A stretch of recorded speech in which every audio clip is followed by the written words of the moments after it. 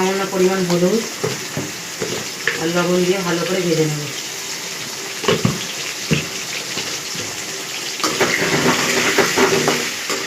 দেখুন বন্ধুরা, আমি আলুগুলো ভেজে তুলে নিচ্ছি একটা বাটির মধ্যে। কি গরম পড়েছে না, খুব বিশাল গরম পড়েছে, মানে এত গরম করে ঝাল লাগে। এই তেলের মধ্যে পটলটাকে দিয়ে ভেজে নেবো। সেম দেবো, অল্প একটু হলুদ দেবো, বেশি দেবো না। আর একটু নুন দিয়ে, অল্প নুন দিলাম, দিয়ে এটাকে সেম আলুর মতন করে ভেজে নেবো।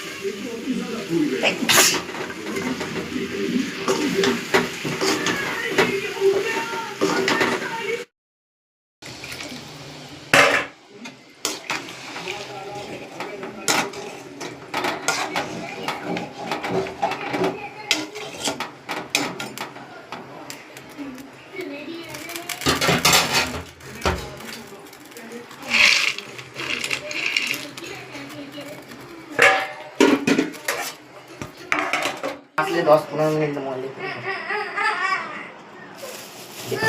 আমার ক্যামেরা